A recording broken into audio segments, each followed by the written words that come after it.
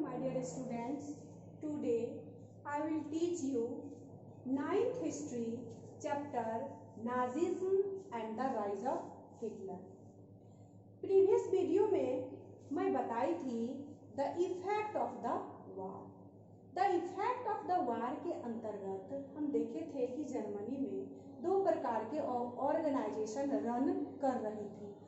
ये दो प्रकार के ऑर्गेनाइजेशन कौन कौन थे ये भी मैं बताई थी। एक थे वाइमर रिपब्लिक के सपोर्टर्स, एक दूसरा जो ऑर्गेनाइजेशन था वो वाइमर रिपब्लिक के अगेंस्ट में वर्क करते थे, उनको कहते थे स्पार्टसिस्ट लीग। तो इसमें हम ये भी देखे थे कि वाइमर रिपब्लिक स्पार्टसिस्ट लीग के अपराइजिंग को रोकने के लिए फ्री कॉर्प्स नामक ऑर्गेनाइजेशन का भी वो ऑर्गेनाइज किए थे ताकि वाइमर रिपब्लिक के कामों में बाधा ना हो और उनके अपराइजिंग को समय समय पे रोका जा सके। इसके लिए फ्री कॉर्प्स नामक एक ऑर्गेनाइजेशन थी जो उनके स्पार्टसिस्ट लीग के अपराइजिंग को रोक सके। अब वहाँ पे हम देखे थे एक और चीज कि जर्मनी जो युद्ध किए थे वो Germany had fought the war largely on loans, यानी अधिकांशतः वो जो युद्ध लड़े थे वो ज्यादातर लॉन लेकर के ही युद्ध लड़े थे, यानी कि उनके पास जो पहले से थी रुपया पैसा वो खत्म हो चुकी थी और उसके लिए उनको लोन लेना पड़ा। एंड हैड टू पे वार रिप्रेशन इन गोल्ड। और दूसरी चीज क्या थी, एक तो युद्ध लड़े थे लोन लेकर के और दूसरी जो युद्ध हार जाने के रूप में, यानी कि एलाइज पावर जो वर्साई ट्रीटी में जो युद्ध हार जाने के रूप में जो 6 बिलियन पाउंड उनके ऊपर जो थोप दिए थे, रख दिए थे कि आपको इतना 6 बिलियन पाउंड देना ही पड़ेगा।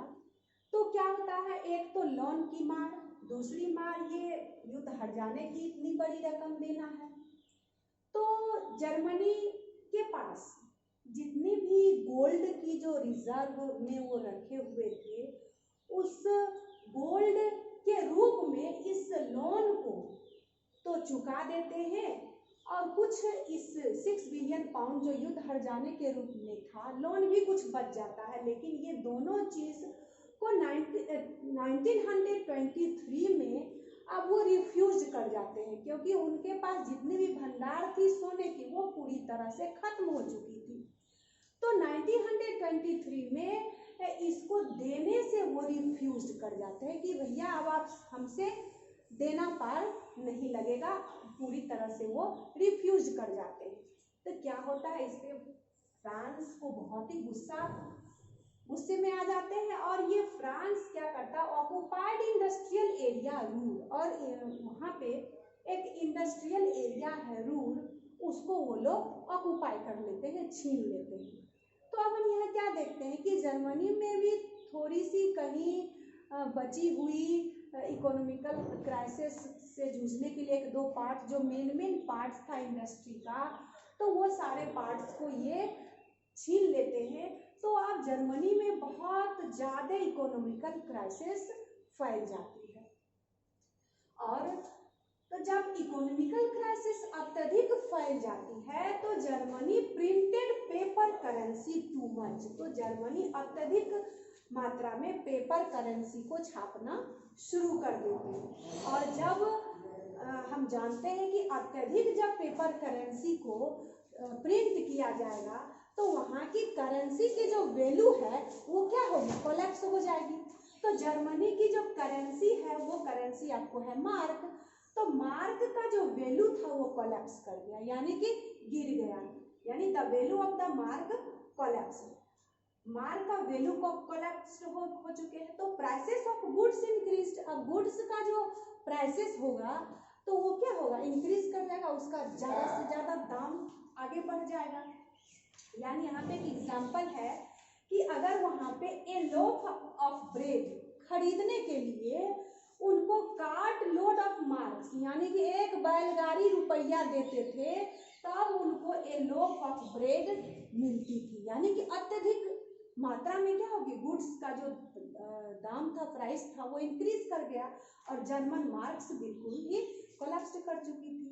यानी कि यहाँ पे है कि $1, $1 में लाखों जर्मन मार्क उसके बराबर में आते थे। और इस सिचुएशन को हम बोलते हैं हाइपर इन्फ्लेशन। तो जर्मनी में भी क्या फैल चुकी है, पहले इकोनॉमिकल क्राइसिस था, अब इकोनॉमिकल क्राइसिस जो अत्यधिक आगे बढ़ चुकी है, तो वहां पे हाइपर इन्फ्लेशन फैल जाती है। अब यहाँ पे देखेंगे कि what is hyperinflation. When the prices of goods rise phenomenally high, this situation called hyperinflation. यानी कि जब गुड्स का जो प्राइसेस है वो अत्यधिक मात्रा में जब बढ़ जाती है, हाई हो जाती है, तो इसी सिचुएशन को हम कहते हैं हाइपर इन्फ्लेशन। अब हम क्या देखते हैं, जर्मनी में जो भी थोड़ी बहुत जीने का जो मार्ग था वो पूरी तरह से खत्म हो गए। जर्मनी के लोग वाइमर रिपब्लिक से बिल्कुल ही निराश हो चुके थे और एक ऐसे ऑर्गेनाइजेशन या ऐसे पीपुल या ऐसे मसीहा को वो ढूंढ रहे थे ताकि मुझे इस सिचुएशन से बाहर निकाले। तो उसमें उसी बीच में थोड़ी बहुत ये अमेरिका उस बीच में हल्का सा ये हेल्प करने का एक प्लान बनाता है, यानी कि लोन दे करके। तो अमेरिका डोइस प्लान के तहत 1923 में इनको हेल्प करते हैं। अब ये डोइस प्लान क्या था, तो US America lends money to Germany. America क्या करेगा, पैसा को जर्मनी को देगा। क्यों देगा पैसा, तो to build up the German economy, ताकि जर्मन में जो इकोनॉमी इतनी ज़्यादा जो गिर चुकी है, इतनी ज़्यादा जो कोलैप्स हो चुकी है, उसको वो लोग थोड़ा सा बिल्डअप कर ले। तो जर्मनी इकोनॉमी को बिल्डअप करने के लिए ये यूएसए उनको लोन्स देते हैं। तो इसमें क्या था, डोइस प्लान के तहत कि USA gave money to Germany, Germany फिर इसी पैसा को फ्रांस को देंगे और फ्रांस फिर उसको यूएसए को पुनः लौटा देंगे। तो इस जब यूएसए इनको हेल्प करते हैं, तो 1924 से 1928 के बीच में थोड़ी सी स्टेबिलिटी देखी जाती है जर्मनी में। तो अब क्या होगा, थोड़ा सा इंडस्ट्रियल एरिया को ठीक किया गया, या उसमें जो वर्कर्स थे उनको भी कुछ काम मिल गया। तो इस प्रकार यहाँ पे, क्योंकि इसके पहले तो बहुत ज़्यादा ना वर्कर्स को कुछ काम मिल रहा था, यानी लोग इतने ज़्यादा बेरोजगार हो चुके थे, ना ही उनको किसी भी प्रकार से कहीं से भी उनको नहीं लग रहा था कि मुझे रोजगार दिया जा रहा था। इतने अत्यधिक हाइपर इन्फ्लेशन या क्या कहें, हाइपर इन्फ्लेशन या इकोनॉमिकल डिप्रेशन के चलते वहाँ के नौजवान बहुत ज़्यादा बेरोजगार हो चुके थे।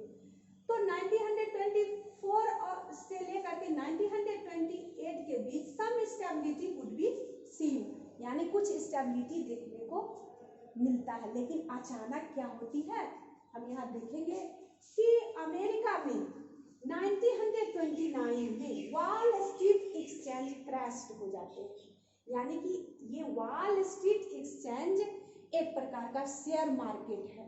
तो शेयर मार्केट का जो सूचकांक है वो क्या होता है, गिर जाता है, क्रैश हो जाता है। लोग अपने अपने शेयरों को बेचना शुरू कर देते हैं। तो जब ये अमेरिका को उस समय खुद ही रुपये पैसे की जरूरत पड़ी, तो वो कैसे जर्मनी को मदद करेंगे। तो अब ये अमेरिका जो भी लोन के तहत उनको हेल्प कर रहा था जर्मनी को, वे उनको हेल्प करना बंद कर दिए। अब हम यहाँ पे क्या देख रहे हैं कि जो भी थोड़ी सी भी स्टेबिलिटी आई थी जर्मनी के अंदर, वो भी अब पूरी तरह खत्म हो जाती है और फिर से जो इकोनॉमिकल क्राइसिस था, इकोनॉमिकल डिप्रेशन था, वो फिर से बरकरार रह जाती है। तो अब नेक्स्ट वीडियो में मैं बताऊंगी कि इस इकोनॉमिकल डिप्रेशन को कौन ऐसे व्यक्ति हैं या किस ऑर्गेनाइजेशन का जन्म होता है ताकि इस डिप्रेशन को वो लोग हटाते। नेक्स्ट वीडियो में मैं बताऊंगी। धन्यवाद।